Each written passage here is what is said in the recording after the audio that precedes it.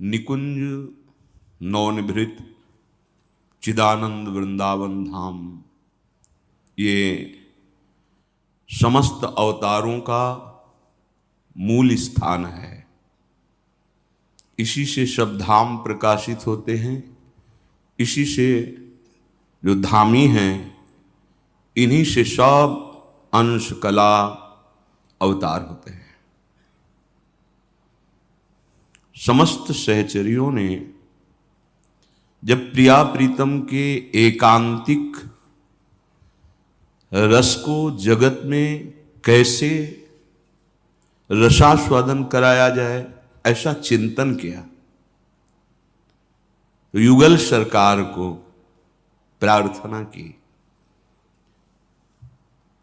दुष्टों का संहार करना, धर्म की स्थापना करना, संतों की रक्षा करना आदि आदि, ये आपके जो अंश से प्रकट हुए हैं उनसे ये सब सम्यक रूप से हो रहा है। पर ये जो वृंदावन नित्य विहार रस है, यहां सीधे किसी की पहुंच नहीं हो सकती। यन्नारदादेश सुकैरगम्यम वृंदावने वंजुल मंजु कुंजे तत्कृष्ण चेतो हरणैक विज्ञ मत्रास्त किंचित परमम रहस्यम। जो श्री कृष्ण के चित्त को अधीन किए हुए हैं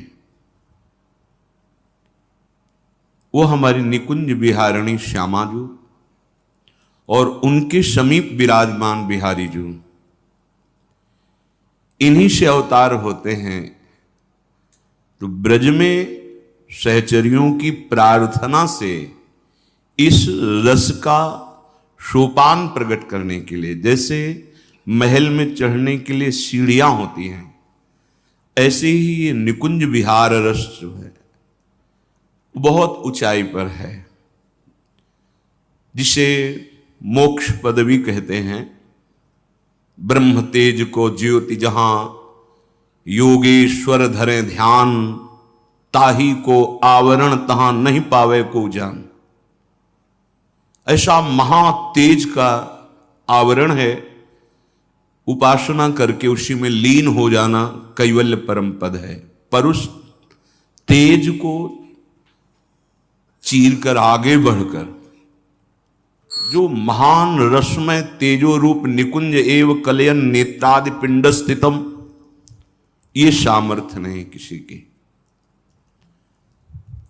तो निकुंज बिहारी लालजू नंद भवन में प्रकट हुए और विश्व का पालन करने वाले भगवान श्री हरि नारायण वसुदेव देवकी के समीप कंस कारागार में प्रकट हुए। वहां से भगवत प्रेरणा से नंदालय में जो भगवत ऐश्वर्य वैभव का अवतार है और जो श्यामाजू के समीप नित्य बिहारी लाल हैं, वो अपने अंश से बाबा के यहां प्रकट हुए, दोनों एक मिलित रूप हो गए। ये एकांतिक रहस्य है। कृपा करके भगवान जब दर्शन करावें इस रहस्य का तो समझ में आएगा, या क्यों में का नहीं आएगा। जो एक एक गोपी के बीच में एक एक रूप धारण करके खेल रहे हैं, उनके लिए दो रूप धारण करना कोई आश्चर्य की बात नहीं। आनंदाज नंद के द्वार, जो आनंद समुद्र प्रभु हैं, वो अपनी निकुंज लीला का रस पवाने के लिए ब्रज में प्रकट हुए। और यदा हेदाय धर्मस्य ग्लानिर्भवत भारत अभ्युत्थानम धर्मस्य तदात्मानं सृजाम्यहम् परित्राणाय साधूनां विनाशाय च दुष्कृतां धर्म संस्थापनार्थाय संभवामि युगे युगे। ये भगवान नारायण का अंश। तो जब लालजू प्रकट हुए, प्रगटे लाल मनोहर ग्वार, भगवान ने नहीं कहा है। आनंद आज नंद के द्वार, दास अनन्य भजन रस कारण। दुष्टों का संहार करने के लिए नहीं है, भजन रस कारण, अनन्य रसिकों के महारस को प्रदान करने के लिए ये निकुंज से अपने अंश से जुगल जोरी पधारे। जब लालजू महाराज प्रकट हुए तो जैसे अपने प्राण प्रिय किसी का आगमन हो तो उसका हम स्वागत करने की तैयारी करते हैं, तो अखिल लोकों के ब्रह्मांडों के स्वामी जब प्रभु पधारे तो संपूर्ण ब्रजमंडल दिव्यता चिदानंद भाव से प्रकाशित हो गया। यही अभी हमारे अंदर भजन की कमी है, अनन्यता की कमी है, इसलिए हमारे नेत्र त्रिगुणात्मिका माया से ढके हैं, हम इसे नहीं देख पाते हैं। मानो प्रभु पहले पधार करके लाडली जो पधार रही हैं इसके लिए स्वागत के लिए व्यवस्था करें, संपूर्ण प्रकृति चिदानंदमयी, क्योंकि साक्षात प्रेम समुद्र का सार श्री लाडली जो पधार रहे।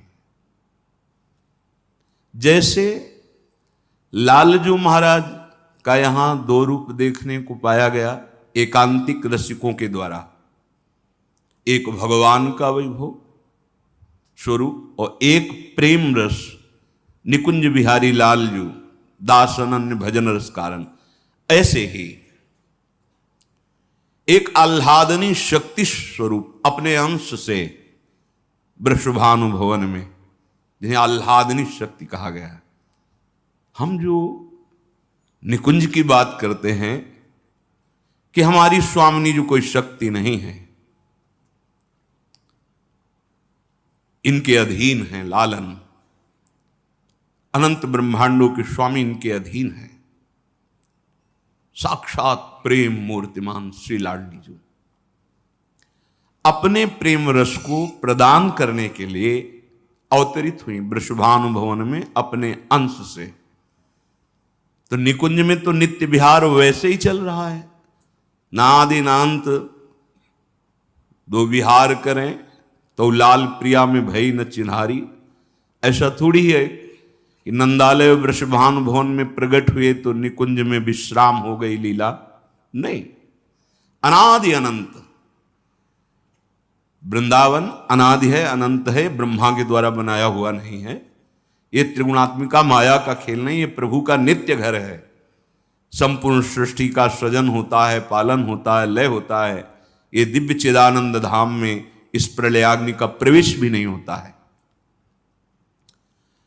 जो निकुंज विहारिणी श्यामा जो है, यद वृंदावन मात्र गोचरम हो, इसी वृंदावन की रज के प्रताप से, रसिकों के सेवन से और ब्रज लीला का रहस्य समझने से फिर निकुंज लीला का भाव बन पाता है।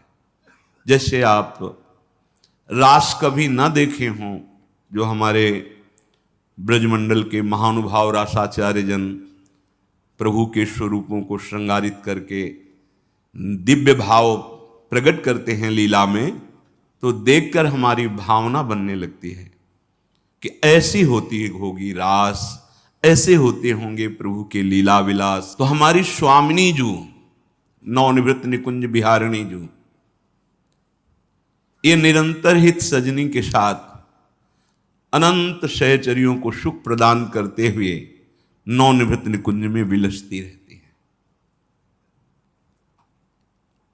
हमारे भाव में जब तक देह है, संसार सुख है, तब तक राधा किशोरी का परिचय, इनका प्रेम रस, इनकी उपासना नहीं।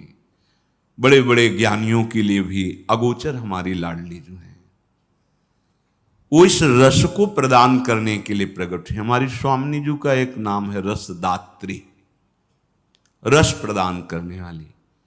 जीवों की तो बात क्या, ईश को, प्रभु को रस समुद्र सार श्री लाडली जू रसघन मोहन मूर्तिम श्री लाल जू को महासुख प्रदान करती। मांगत लाल लाडिलो नागर प्रगट भई दिन दिन की चोरी। जब लालजू महाराज नंद भवन में प्रकट हुए, संपूर्ण ब्रजमंडल में महामोद, रिद्धियां सिद्धियां सब गलियों में हाथ जोड़े खड़ी है। शीतल मंद सुगंध वायु सेवा कर रही है। संपूर्ण प्रकृति ऋतु की मर्यादा तोड़कर एक साथ प्रकाशित हो रही। श्री लाडली जी महाराज वृषभानु जी के भवन में प्रकट होने का निश्चय किया। ये बहुत प्रेमी स्वभाव के श्री वृषभानु जी हैं, समस्त ब्रजवासियों के प्राण हैं। और नंद बाबा और वृषभानु जी ये तो एक दूसरे के जीवन ही है। भगवान श्री हरि की कृपा से वृषभानु जी के एक पुत्र हुआ श्रीदाम, पर उनके मन में एक स्वर्णिम कांति की किशोरी झलकती रहती थी।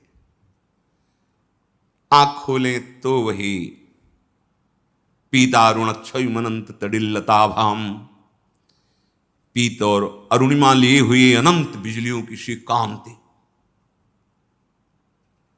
श्री कीर्तिदा रानी से बात करी श्री वृषभानु जी ने कि मेरे भावदेश में एक सदैव किशोरी झलकती रहती है, क्या कभी नेत्र गोचर होगी?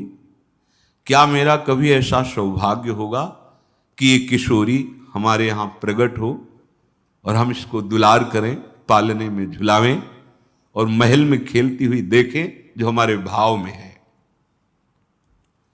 बड़ा अद्भुत वैभव जहां हमारी लाडली जो प्रकट हो रही हैं, ऐश्वर्य का वैभव तो बहुत छोटी बात है, प्रेम का वैभव। श्री श्यामा जो प्रेम स्वरूपा है और ये किसी साधन से प्राप्त होने वाली नहीं है। तबे ध्रुवदास जी कहते हैं, स्वयं गुणहीन हो ताको यतन न कोई, एक किशोरी कृपाते जो कछ हो सोई। मन में निश्चय हुआ कि इस किशोरी को प्राप्त करने के लिए एक ही उपाय केवल है, वो श्री जी ने दिया, यमुना रस रानी प्रसन्न हो जाए।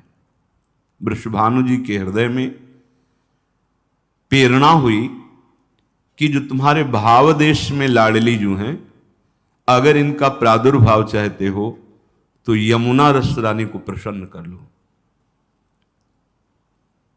बहुत महिमा है श्री यमुना रस रानी जी की। इहैव राधिका पते पदाब्ज भक्ति मुत्तमा मवाप्यशा ध्रुवम भवेत परत्र तत्प्रियानुगा। इसी जन्म में अद्भुत श्यामा श्याम का प्रेम और शरीर छूटने के बाद उनकी नित्य सेवा में सहचरी स्वरूप से ये यमुना जी प्रदान करती हैं। ये रस रानी है यमुना जी, प्रियालाल के हृदय का प्रेम उच्छलित होकर प्रवाहित हो रही है। बरसाना अद्भुत शोभा से युक्त, वैसे भी देखो सुंदर सुंदर पहाड़, और जब वर्षा होती है उन पहाड़ों पे लताएं तो मन को चुरा लेने वाली होती है। अकेला हो और लाडली जो से अपनापन हो तो चिल्ला चिल्ला के रोने का मन होता है कि आप सुन रहे हो ना, आप यहीं कहीं खेल रही होगी। प्यारी जो लाडली जो अद्भुत प्रेम नगरी है बरसाना। देखो बरसाना, बरसंत में सहजाद्भुत सौख्य धाराम। हमारी स्वामिनी किसी साधन बल से नहीं, जहां अपनापन किया कि मेरी लाडली, सहज में ही अद्भुत प्रेम रस, अद्भुत सुख की वर्षा करने वाली। इसीलिए स्वामिनी जी के नगर का नाम बरसाना, बरसाने वाली, कृपा बरसाने वाली, करुणा बरसाने वाली।